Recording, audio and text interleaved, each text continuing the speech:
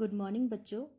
Last video में हमने समझा था कि कंप्यूटर नेटवर्क क्या होता है और वह कितने प्रकार का होता है। आज हम नेटवर्क के प्रकार के बारे में और बात करेंगे। हम जानते हैं कि नेटवर्क दो मापदंडों में विभाजित किया गया है। पहला, उनके द्वारा कवर किए गए भौगोलिक क्षेत्र के आधार पर, और दूसरा उनके उद्देश्य और उपयोग के आधार पर। उनके द्वारा कवर किए गए भौगोलिक क्षेत्र के आधार पर 7 प्रकार का होता था, और उनके उद्देश्य और उपयोग के आधार पर 3 प्रकार का होता था, है ना। तो आज हम सबसे पहले बात करेंगे उनके द्वारा कवर किए गए भौगोलिक क्षेत्र के आधार पर, जिसमें सबसे पहला था लैन। आज हम बात करेंगे लैन की। The full name of LAN is local area network.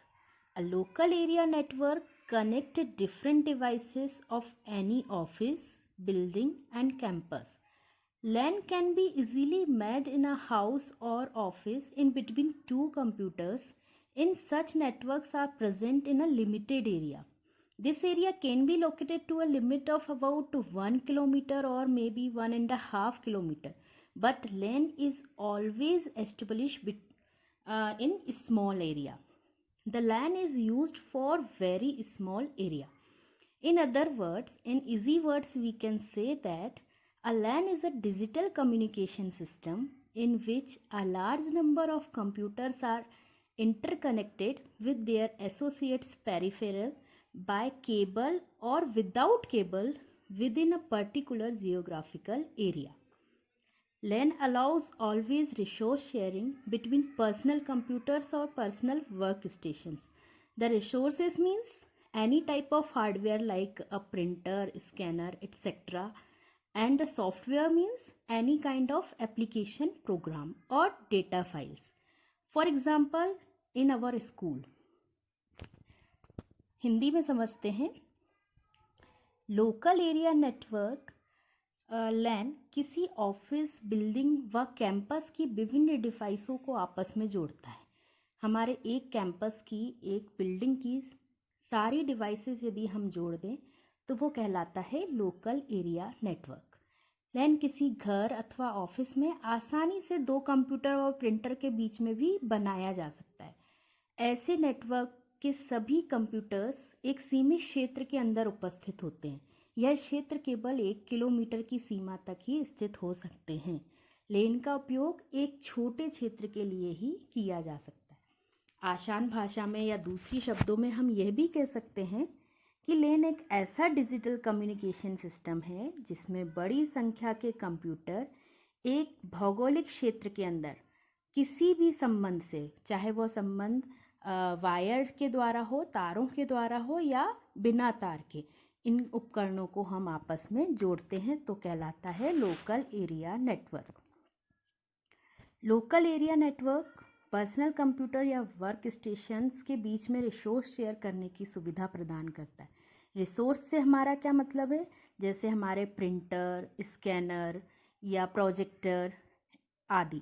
और सॉफ्टवेयर से हमारा क्या मतलब होता है? एप्लीकेशन प्रोग्राम्स सारे जो हमारे सिस्टम में इंस्टॉल्ड होते हैं, या हमारी डेटा फाइल्स, इन सब को आपस में शेयर करने के लिए हम यह लोकल एरिया नेटवर्क स्थापित करते हैं। इसके बाद हम समझते हैं कि लैन कितने प्रकार का हो सकता है। तो there are 2 quite different type of LAN. First, wired LAN, second, wireless LAN. As the name simply, wired LAN utilize fixed wiring such as twisted pair cable or coaxial cable as for a transmission medium, while wireless LAN utilize radio wave and light wave and other kind of waves also. Hindi में समझते हैं। LAN 2 विभिन्न प्रकार के होते हैं। पहला wired LAN, दूसरा वायरलेस LAN। वायर्ड LAN मतलब जहाँ पे हम ट्रांसमिशन के लिए या आपस में कनेक्ट करने के लिए किसी भी प्रकार के वायर का उपयोग कर रहे हैं तो वो कहलाता है वायर्ड लैन। विभिन्न प्रकार के वायर हमने चैप्टर नंबर 1 में पढ़े थे, जैसे twisted pair cable, coaxial cable आदि। वायरलेस लैन मतलब जहाँ पे आपस में संबंध बनाने के लिए हमने वायर का उपयोग नहीं किया गया है, केवल तरंगों का उपयोग किया है, जैसे कि रेडियो वेव, लाइट वेव, है ना। ये सारी तरंगों से यदि हम संबंध स्थापित करते हैं, उनको जोड़ते हैं, तो वो कहलाता है वायरलेस लैन। तो सिंपल सी बात है बेटा, जहाँ पे हमने कनेक्शन करने के लिए वायर का यूज़ किया है वो कहलाता है वायरलेस, और जहाँ पे हमने कनेक्शन करने के लिए तरंगों का उपयोग किया है वो कहलाता है वायरलेस लैन। समझ में आया? अब हम आगे बात करते हैं इनकी विशेषताओं की, फीचर्स की। Features of LAN. LAN are wholly owned by an organization. A LAN work on the principle of load sharing because the programs to be executed is downloaded into the personal computer memory. Third is LAN is a system of interlinked personal computers sharing common resources like disk, printer, etc. because they are very expensive. Fourth is LAN has a very limited geographical range, normally less than 1 kilometre. Hindi में समझते हैं LAN की विशेषताएं। LAN पूरी तरह एक organisation के स्वामित्व में रहता है, मतलब ये पूरी तरीके से पर्सनल होता है। LAN लोड शेयरिंग सिद्धांत पर काम करता है। इसका मतलब यह है कि इसलिए एग्जीक्यूट होने वाला प्रोग्राम पर्सनल कंप्यूटर की मेमोरी में लोड होता है। LAN इंटरलिंक्ड मतलब एक दूसरे से जुड़े हुए पर्सनल कंप्यूटर की एक प्रणाली है जिसमें डिस्क, प्रिंटर आदि जैसे सामान्य रिसोर्सेज को शेयर किया जाता है। शेयर क्यों किया जाता है? क्योंकि ये बहुत महंगे होते हैं। LAN की भौगोलिक सीमा मतलब जियोग्राफिकल रेंज बहुत ही सीमित होती है। यह सामान्यतः 1 किलोमीटर या उससे भी कम हो सकती है। ये तो थी LAN की विशेषताएं। अब हम बात करते हैं इसके एडवांटेजेस की। एडवांटेजेस ऑफ LAN मतलब LAN की लाभ। एडवांटेज यानी कि लाभ। पहले इंग्लिश में समझते हैं। Advantages of LAN: it is much safer, it permits sharing of expensive hardware, you can add any number of user to it, it improves the productivity because information retrieval process, storage and other functional can be improved, it keeps your data safe, it provides high transmission rate, it is easy to arrange data, error rate is very less, it provides very much security and fault tolerance capability, it provide cost effective multi user computer environment। Hindi में समझते हैं। यह बहुत अधिक सुरक्षित होता है, यह महंगे हार्डवेयर को शेयर करने की सुविधा देता है, इसमें कितनी भी संख्या के यूज़र जोड़े जा सकते हैं, यह उत्पादकता में सुधार करता है क्योंकि इसके द्वारा इंफॉर्मेशन पुनर्प्राप्ति, प्रोसेसिंग, स्टोरेज और अन्य कार्यक्षमता को सुधारा जा सकता है।